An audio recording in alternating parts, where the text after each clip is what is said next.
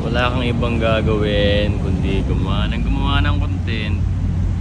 Kahit di mo alam yung ginagawa mo.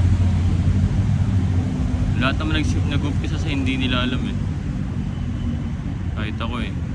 Basta pinapost ka lang pinapost. Tapos sabayan mo na lang ng pag-aaral. Ako nagbabasa ako ng libro eh. Para may mga matutunan pa. Hindi lang yung puro palokohan, hindi lang yung mga dati mong knowledge. Kumukuha pa ako ng mga ibang knowledge sa mga successful na tao, sa libro, sa mga kaibigan ko na galing na sa business. Kasi yun naman yung paraan eh para makasurvive ka sa mga ginagawa mo eh. Kasi kung wala kang bagong knowledge, kung napag-iiwanan ka, lalo na sa panahon na to na bilis-bilis ng ekonomiya, bilis-bilis ng improvement, bilis-bilis ng mundo, may AI, kailangan talaga natin sumabay, kailangan talaga natin magkaroon ng mga bagong kaalaman para mag-survive dito.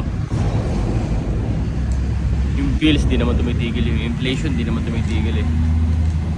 Tuloy-tuloy lang yun everyday, kaya kailangan mo maging healthy, kaya kailangan mo maging matalino, maging disiplinado, maging consistent. Dapat hindi ka na-distract sa mga bagay-bagay. Kasi pag mabilis ka ma-distract, mabilis ka matatalo. Kasi yung labanan dito eh.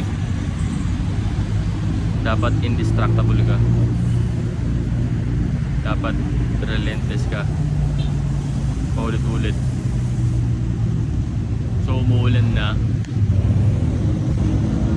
Dito ako ngayon sa Manila. Dito ako nagre-record ng video. So kailangan nang bumalik sa kotse kasi maambon na. Pero yun nga,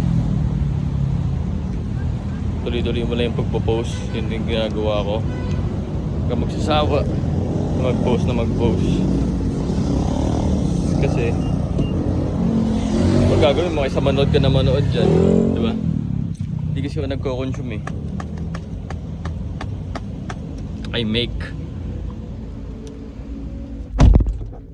I don't consume, I produce.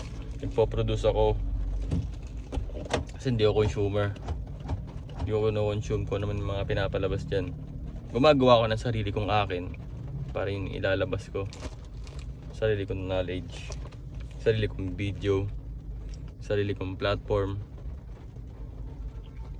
para magkaroon ka ng views. Kasi kung hindi ka nagkaroon ng video, hindi ka nagkaroon ng post, para magkaroon ng views. Diba? So mag-post ka na mag-post, post ulit araw-araw. Kung kaya ng 3 kada araw, mas mabuti o mas marami. Diba? Yun lang. Let's go.